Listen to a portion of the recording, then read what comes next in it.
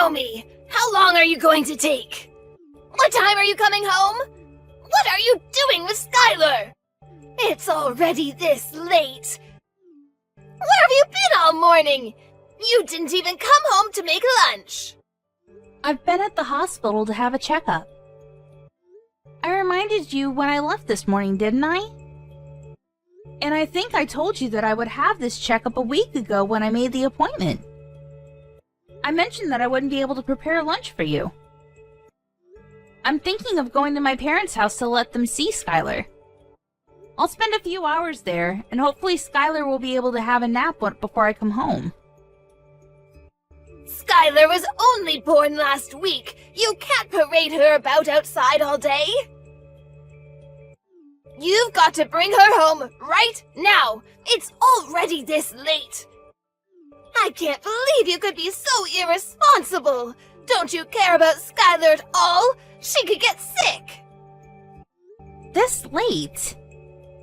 It's still 1:30. And there's no need to be so overprotective. I've taken precautions for the sunlight, and we're only going to see my parents. It's not like I'm taking her to meet everyone I know or pushing her pram through a crowd of sick people. I'm following the doctor's advice and making sure she has undisturbed rest and gets her milk. I wouldn't do anything that I didn't think we both can't manage. But you can't keep her away from me this long. She's already been away from me for 3 hours. Skylar needs me. You can't do this to her. Give her back to me. What are you talking about? She's not a thing, and she's not yours. I've decided that I'll raise Skylar myself. I can't trust you with her. I've watched how you've been with her for the past week, and it's obvious that you're no good as a mother. You don't know how to take care of her. If you raise her, she'll end up unhappy. Or worse, she'll be unhappy and she'll be rebellious. It's people like you that end up raising criminals. I can't just stand by and watch you ruin her life. The best thing for Skylar is if you give her up. I'll raise her as my own daughter. She's mine, so give her back. Skylar's my first child, so of course I don't expect to be able to do things perfectly all by myself. That's why I've been listening to all the advice you've been giving me this week. And I'm really happy that you're helping, but no matter what I do, you keep on complaining that I'm doing things wrong. So that's what you're thinking of me. I'm doing my best to help you. How can you be so ungrateful? I bet you think that I'm in the way, don't you? You're the one that's living in my house. I'm letting you stay here. I'm providing the roof over your head, and I don't even ask for rent. I've done so much for you, and this is how you repay me? This is why I never approved of Daniel marrying a woman like you. You were the one that asked that we move in with you. Daniel and I were living together in our own house after we got married, and we planned to stay there. But you wanted us to all live together. You were the one that said you always wanted to live with your grandchild. You pretty much forced us to move in with you once you found out that I was pregnant, and I had to go through all the trouble of moving house when I was already really big. Why do you have to put it like that? I never forced anything. Just ask Daniel. He was delighted to move back in with us. I've done so much for you. It wouldn't hurt for you to show a little more appreciation, too. Can't you at least say thank you? I think I deserve a lot more, but I shouldn't expect anything from you. Appreciation? I had a lot more of that when I first met you. But ever since I married your son, and you started to show your true colors, it's become a lot more difficult. Especially after we moved in together. And you wouldn't stop making hurtful comments about the way I did chores and the way I prepared dinner. The stress and fatigue just piled up, and I couldn't please you no matter what I did. I didn't know you could get any ruder. When have I ever made hurtful comments about anything you've ever done? If I've made comments, it's just because I'm giving you advice as your senior in life. If you think I've been hurtful, it's because you're trying to make me out as the bad person in this story. I'm an adult too. I understand the difference between advice and sarcastic, backhanded comments. And it's not just those comments. You don't like the food I make, even though I've done my best to follow your recipes. And if you really don't like my cooking, then you could always make your own. But you insist on having me prepare your serving too. And sometimes you throw it all away, right in front of me. It's not just insulting, it's wasteful. Did you really think that I could just brush that off as advice? I don't understand how you could do something so mean just for the sake of showing me you don't like my cooking. I threw it away because it didn't taste good. What's the problem?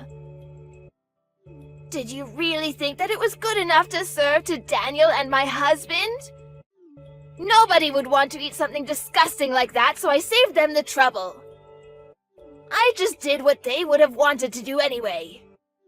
If anything, you should be thanking me for not letting them eat something as horrible as that slop you call food. That's what I'm talking about. In the past few months we've spent living together, you've never eaten my food without making a face, a comment, or throwing it away. On top of that, you were making me do all of the housework right up until the birth. I couldn't have a moment's rest while you were around, even though my back hurt and my feet hurt and I was so tired.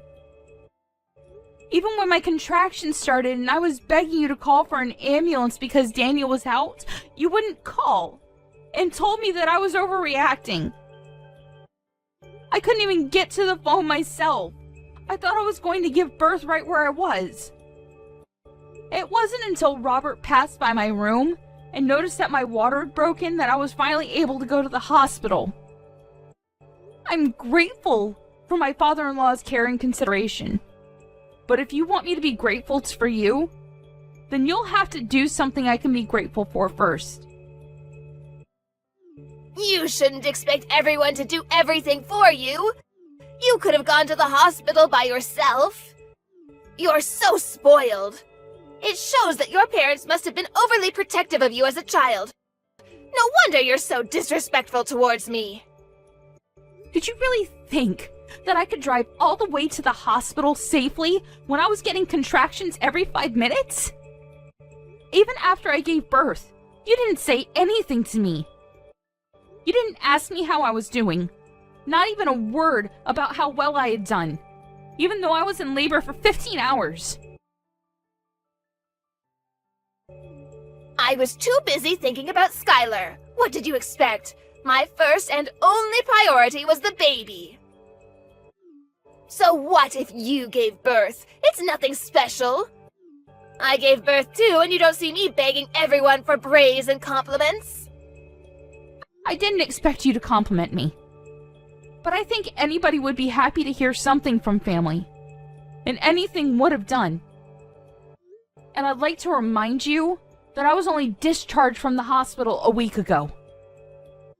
I've been waking up over and over in the middle of the night to feed Skylar.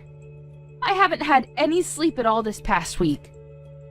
I'm still trying to get used to a lot of new things, a lot of new emotions, and a new sleep routine. And I'm literally all over the place. But you're still making me do all the housework. I thought you said that it would be better for us all to live together because you'd be able to help out with the baby. But you haven't been doing anything. Even though Daniel and his dad say that I don't have to do anything, to rest when I can and not to push myself too hard, I have to do everything while they're at work because you won't do anything. Oh, you really are spoiled. You are the one that married my son, not the other way around. What's the point in having you here if you're not going to do the chores? You can't seriously think that you can spend your days just laying around doing nothing. You're being childish if you think that's how things work just because you've moved in with us. I'm here to be with Skylar, not with you. And you shouldn't expect everyone to be nice and kind to you just because you've given birth.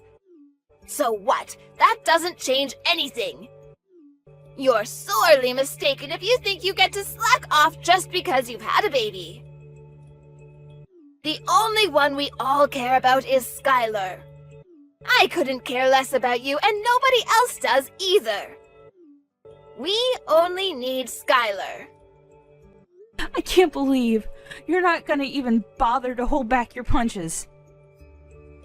I take it you mean that there's no use for me at your house if I'm not going to do all of your housework for you?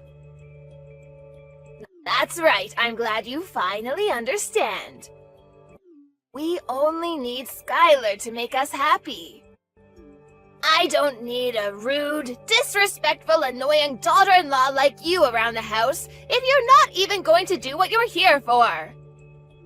Even if you did do the chores and prepare our food, you're so useless I end up having to redo everything you do anyway. You're just wasting my time, and having you here is a waste of space too, so we don't need you here. So you think I'm rude and useless? Alright. What, am I wrong? I don't think I said anything you couldn't understand. I made it quite clear. We don't need you in this house. To be honest, I'd prefer if you'd leave as soon as possible and never come back. You don't have to worry about Skylar, she'll be in good hands. We'll raise her without you. I think that's best for her as well. She doesn't need a useless woman like you as her mother. I just want to check. If you want me to leave, then that means you don't want to live with me, doesn't it? How many times do I have to tell you? I don't want to live with you, and I want you out of my house, do you understand? Yes, I do. I understood that perfectly. Then I won't be coming back. I'll be staying at my parents' house. They've got a spare room that I can use, so there's no reason for me to return today. I'll go and get my things another day. Will that make you happy? Of course, do whatever you want.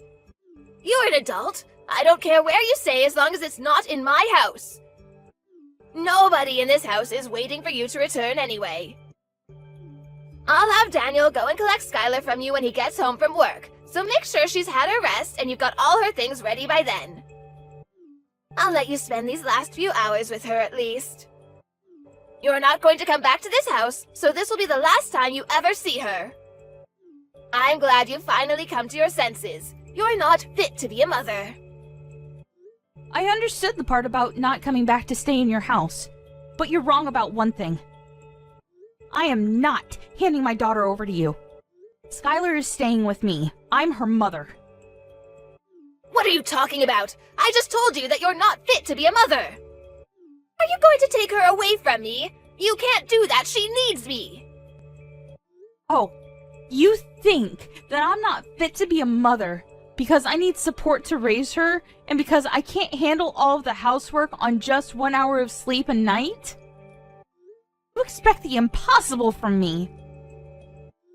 You're saying that I'm taking her away from you, but you're not her mother. She was never yours to begin with. She's my granddaughter. That makes her mine. I don't think that your way of thinking that she belongs to you is very healthy for Skylar. I don't think that raising her in an environment where you think that you can treat me however you like is good for her either. Daniel and Robert have both lost their patience with the way you've been treating me. I know that the both of them have done their best to talk with you privately and get you to change your attitude. But it still hasn't changed after months. And if it's only going to get worse now that Skylar's born, I'd rather not live with you either. Your own son and husband have given up on getting you to change your ways, so there's no way I can keep hoping.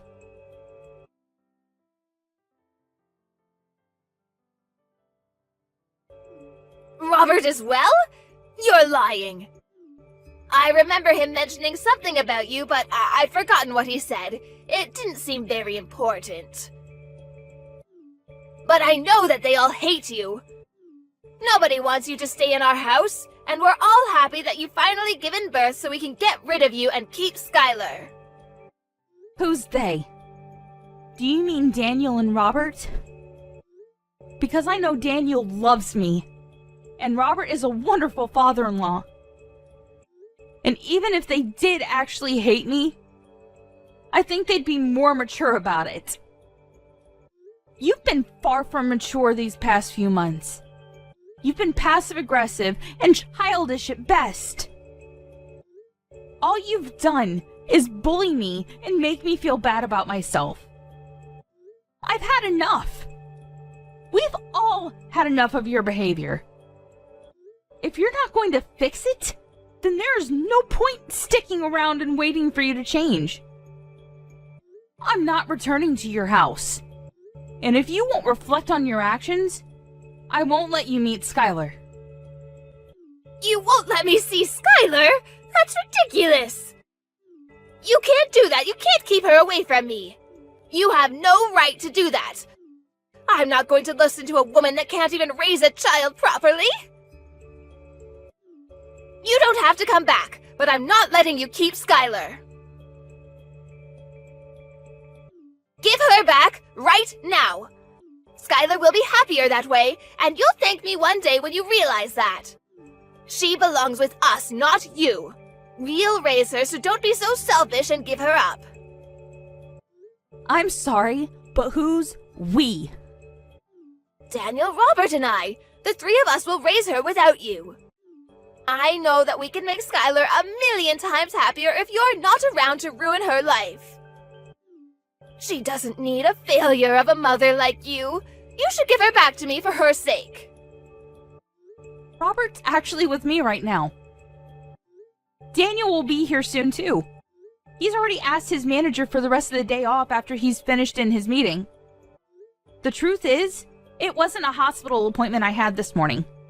I'm sorry I had to lie, but you wouldn't let me leave the house until I said that I would be going to the hospital. What? Then where were you? What were you doing? I was being honest when I told you that I would be going to my parents' house, but I was somewhere else this morning. I went to have a viewing of a house with Robert to get his opinion. You went to see a house? But why would you do that? I didn't tell you to leave my house until an hour ago. And why would you need my husband's opinion? Daniel and I have decided that we're going to move out. And when we told him, Robert was very interested in the idea too. Maybe you should ask him for the details when he returns home tonight, since I won't be coming back. Ever. But why would Robert be interested in looking at a new home? Daniel and I have been thinking about moving back out, ever since we first moved in with you and you started to bully me. We've both hit our limits, and we can't take it anymore. It's too stressful being with you all day, every day, and he doesn't complain. But I know it's tough on Daniel when I vent after he's had a long day at work. It's been hard for the both of us. The only reason why we didn't move out earlier is because it was a strain on my body to move our stuff to your house in the first place, and we didn't want to go through that again. Hit your limits? Stressful? What's that supposed to mean? You're just exaggerating. How pathetic. All I'm doing is showing you how to do things properly. Daniel's had enough of your behavior too. He can't stand the way you speak to me, and he knows that you've been throwing away the food I make as well. He knows about how you follow me around when I do the laundry and the washing up, nitpicking at every single thing. He promised me that we would make preparations so that we can move out as soon as the baby is born. And he kept that promise. He found a few places that were open for viewing and cut the choices down to 2 places so I wouldn't have to go back and forth. When we spoke to Robert, he offered to pay half of the deposit, saying that he wanted to come with us. Excuse me? Robert wants to move out? Well, he was obviously including me when he said that. He meant that he wanted to move in with us and move away from you. Apparently, he's had enough of your attitude as well. And since you won't change, no matter how many times he's spoken to you, he's decided to leave you. He's telling me that he left the divorce papers on the table in the living room. Have you seen them? He says that he's already signed them, so you just have to sign your side and leave them there. He'll have them filed tomorrow. I found them, but I don't understand. Why would he want to divorce me? I haven't done anything to deserve this.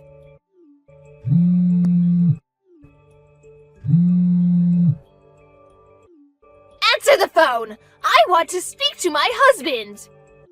He's with you, isn't he? Let me talk to him. I can't trust a word you say.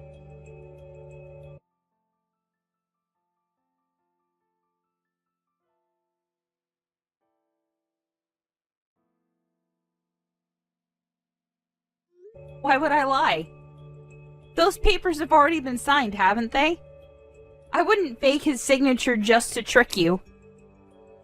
Robert says that he'll talk to you when he gets home, but that he's already made his feelings clear in past conversations. You just haven't been listening to him properly. Anyway, we're busy getting our new home ready. Could you wait until later? I don't understand why Robert and Daniel have to move away too. I only said that you don't need to come home. What about me? What am I supposed to do? They can't leave me here by myself. Robert says that he'll give you that house in the divorce. He has no need for it if he's moving in with us, and he doesn't want you causing us trouble just because you can't find a new home for yourself. You're lucky he's being so generous. Daniel and I have no intention of living with you ever again. And of course, we're not going to give you our daughter. Robert's decided that he wants a divorce, and that he doesn't want to live with you anymore. I think that explains everything you want to know. What about me? I'm going to live here all by myself? You're not making any sense. Why can't I come with you? Weren't you listening to what I said? We've told you over and over that the way you've been treating me is unacceptable. We wouldn't have had to do this if you had fixed up your attitude and stopped behaving so immaturely. If you had listened to your own husband's warnings and your son asking you to stop treating me so horribly, we would have never decided to move out. We would still be living with you, and you would still be able to spend time with your loved ones. But unfortunately, you haven't shown any signs of changing or even feeling bad about what you've done. You deny all responsibility, and we've had enough. Because of your selfishness, you'll have to spend the rest of your life all alone. What about Daniel? What does he think? He can't be serious about leaving his own mother all alone. I raised him. He's better than that. He would never abandon me like this. You've tricked him into thinking I'm the bad person and convinced him and my husband to follow you. Have you forgotten that Daniel was the one that was always intervening and defending me from you when we first moved in? He was doing his best to keep himself between you and I when he could, and making sure that I wasn't stuck with you alone when he was at home. But then he had to start a new project at work, and was coming home tired more often, and didn't even have the strength to argue back the things you were saying to me. The stress of work and your treatment of me was accumulating for him too. That's when he promised that he would find us a new place to live.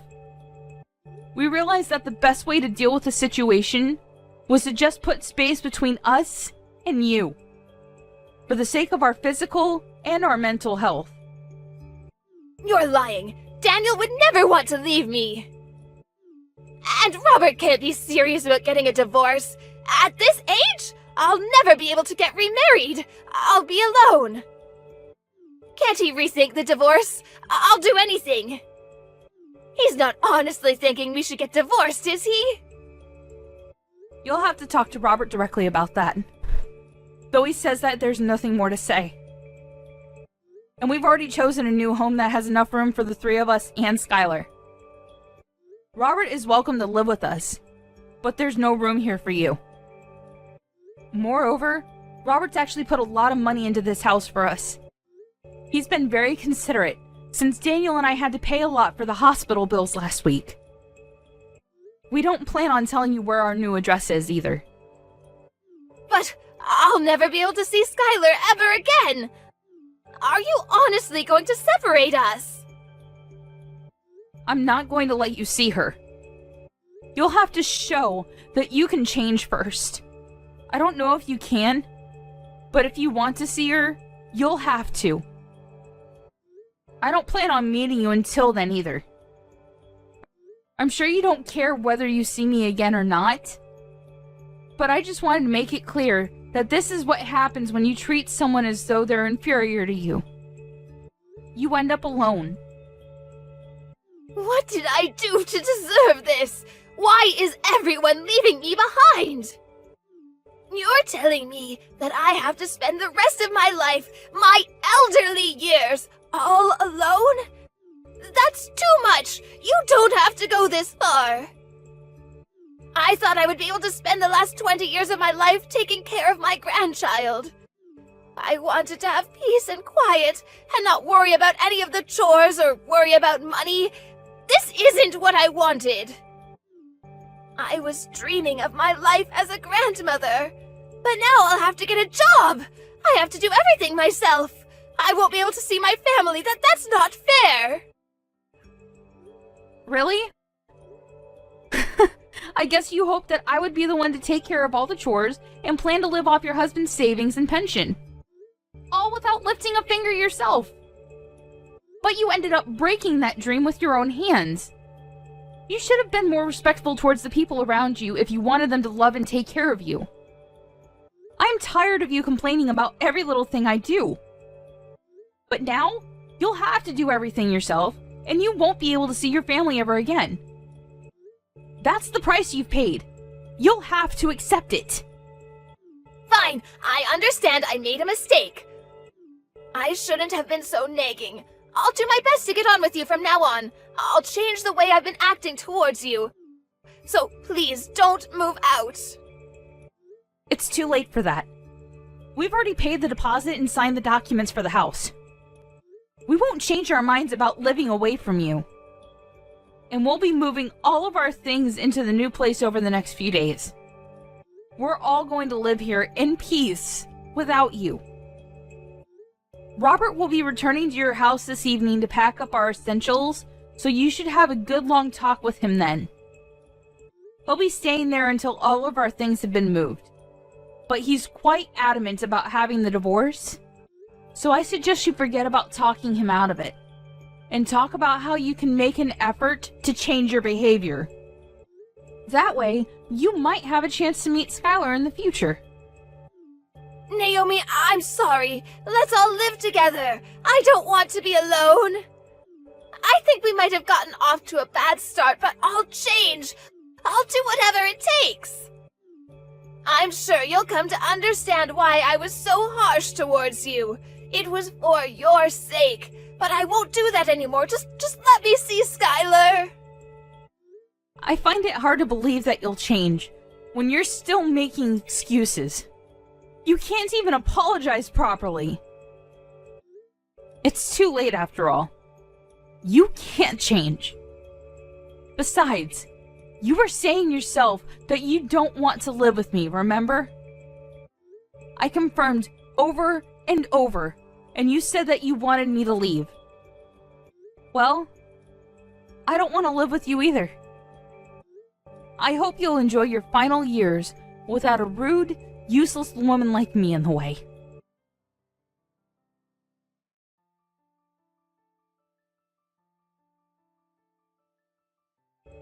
After her conversation with Naomi ended, Kim had no choice but to wait for her husband to come home.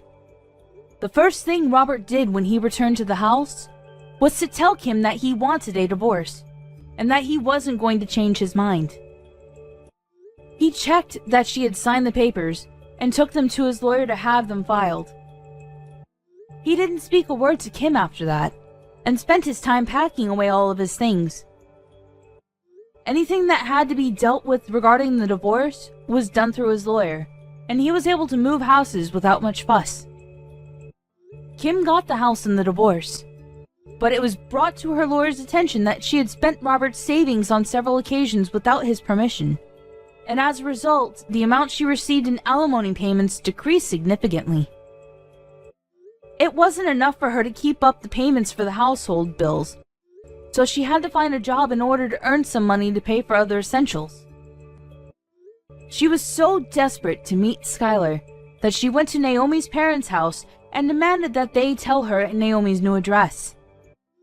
It didn't occur to her that she should have just shown Naomi that she was making an effort to change. In the end, Naomi's parents called the police because of how aggressive Kim was being, and Kim was taken away in a police car to be questioned.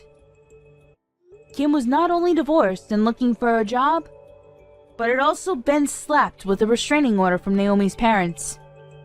On the other hand, Naomi and Daniel were living happily ever after with their small family and were looking forward to having their next child. Robert was delighted he was freed of his selfish wife and was taking great pleasure in taking care of his granddaughter.